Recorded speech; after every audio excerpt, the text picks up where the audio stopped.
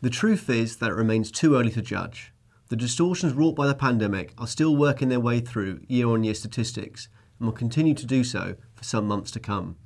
In the UK, for example, the jump in August 2021's inflation rate was partly due to August 2020's 50% discount on restaurant food under the government's Eat Out to Help Out scheme, which has now dropped out of the calculation.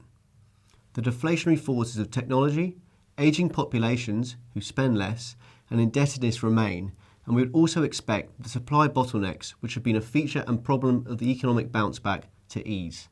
However, the vast sums now being spent on infrastructure, including decarbonisation, as well as social programmes such as President Biden's $2 trillion American Families Plan and the UK government's Levelling Up schemes, are contributing to upward pressure on both wages and raw materials.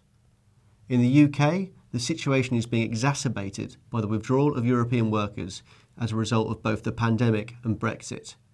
Incidentally, the well-publicised challenges being presented by skyrocketing gas prices and the shortage of lorry drivers are not peculiar to the UK, but are global and a consequence of perfect storms of supply, demand, COVID, climate and politics.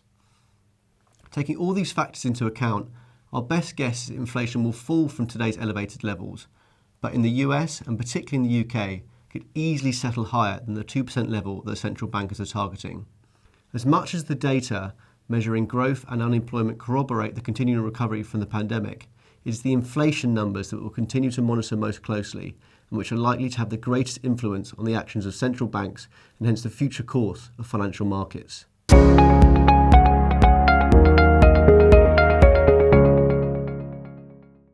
Government bonds may widely be regarded as dull investments, but they provided a roller coaster ride for investors in the third quarter of the year.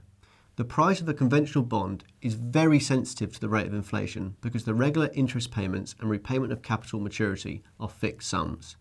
If inflation is rising, the price of a bond tends to fall because the value of those payments in real terms is being eroded.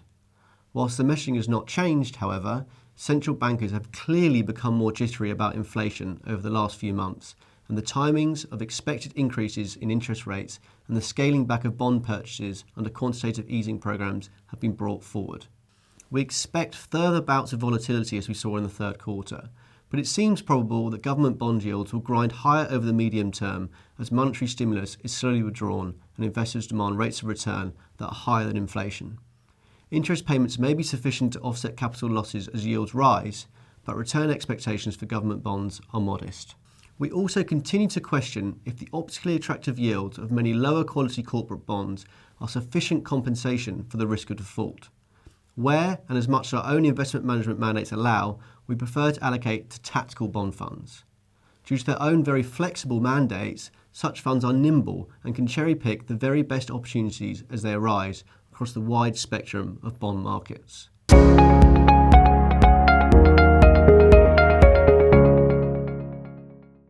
With cash yielding nothing and bond yields still very low and probably heading higher, equities remain the only asset class in which investors can hope to maintain or grow their capital in real terms, albeit with greater risk to that capital.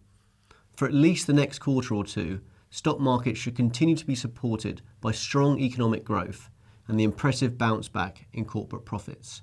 Past precedent also suggests that stock markets can take moderate inflation and gently rising bond yields in their stride. However, there are challenges on the horizon. First, higher wages and rising costs for raw materials are putting pressure on corporate profit margins. Second, corporate tax rates are going up. Third, as the worst ravages of the pandemic pass further into the past, year-on-year growth in corporate profits will be harder to achieve and will slow markedly.